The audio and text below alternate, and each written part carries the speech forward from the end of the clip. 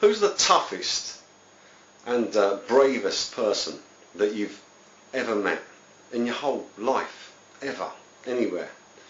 Can you think of someone like that?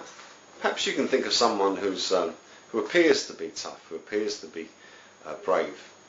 Let me give you a couple of examples. For instance, I know a guy that, from school days who went on to become a jiu-jitsu expert and a professional cage fighter.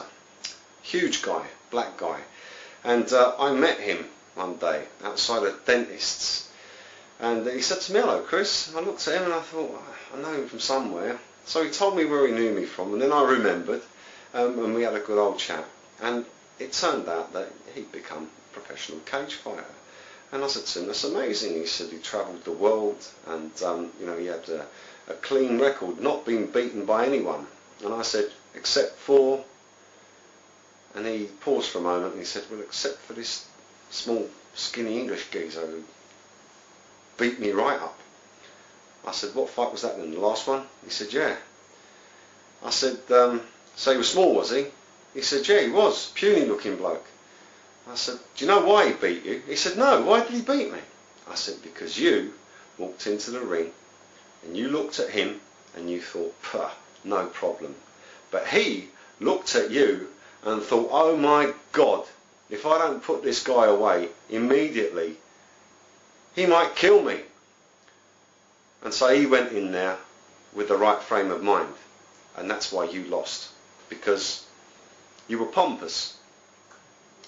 And he said to me, "You're right." The same thing applies with the nations of this world, and not just individually with people. Plenty of people go through their lives either pretending that they're tough, trying to be tough, or actually being pretty tough.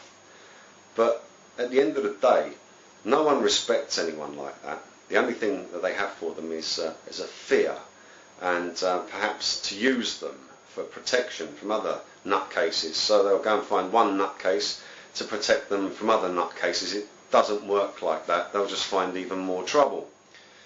So if the toughest person that you've ever known is like that, or you know of a nation, and there seems to be plenty of pompous nations around nowadays who think that they are so tough, that they are so unbeatable. I know someone a lot tougher. His name's Jesus Christ. He came to the earth, became a man. From being God, came down and became a man, and went through all the things that we go through, all the temptations, and refused them all. And while he was here, not only did he refuse all temptations, not only did he refuse temptations directly from Satan, but he also defeated disease. He defeated pain. He defeated everything that stood before him. He even defeated death.